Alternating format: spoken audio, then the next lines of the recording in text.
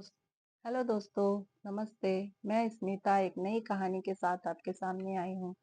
एक तालाब में तीन मछली रहती थी। उनकी आपस में दोस्ती तो थी, लेकिन तीनों का स्वभाव अलग अलग था। पहली मछली बड़ी सियानी थी। कुछ करने से पहले वह खूब अच्छी तरह सोच विचार कर लेती थी। दूसरी मछली बड़ी सूझबूझ वाली थी। मौके पर चटपट फैसला कर लेती थी। यदि उस पर कोई मुसीबत आती तो फौरन बचने का उपाय खोज निकालती। वह सदा प्रसन्न।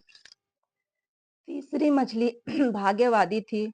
वह सोचती थी कि जो होना है होकर ही रहेगा। एक दिन सियानी मछली ने दो मछुओं को बातें करते सुना। एक मछुआ दूसरे से कह रहा था, देखो, यह मछली कैसी मोटी ताजी है। वाह, इस तालाब में तो और भी ढेरों मछलियां हैं। हम कल यहीं आकर मछली पकड़ेंगे। सियानी मछली भागी भागी अपने दोस्तों के पास पहुंची और सारा हाल कहकर बोली, हमें आज भी इस तालाब को छोड़ देना चाहिए और नहर के रास्ते दूसरे तालाब में चले जाना चाहिए। सूझबूझ वाली मछली ने कहा कि अरे मछुए, आए तो सही, मैं बचने का कोई ना कोई उपाय जरूर निकाल लूंगी। भाग्यवादी मछली ने कहा, मैं जीवन भर इसी तालाब में रह रही हूँ। मैं इस जगह को क्यों छोड़ूं? जो होना है सो हो तो होगा ही। सियानी मछली अपने ऊपर कोई मुसीबत मोल नहीं लेना चाहती थी। वह नहर के रास्ते दूसरे तालाब में चली गई। अगले दिन मछुए ने तालाब से जाल डाला। जाल में बहुत सी मछलियां फंस गई।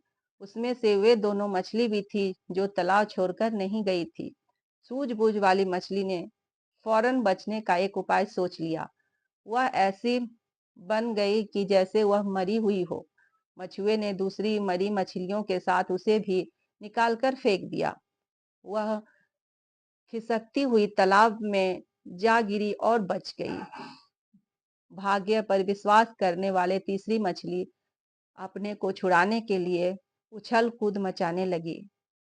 जब एक मछुए ने उसे ऐसा करते देखा तो उसे पकड़कर वहीं मार डाला। इस तरह इस कहानी से हमें यह सीख मिलती है कि कर्म पर भरोसा करना चाहिए, भाग्य पर नहीं। और अगर आपको इसका कहानी पसंद आती है तो लाइक करें, सब्सक्राइब करें, कमेंट करें, शेयर करें। Thank you.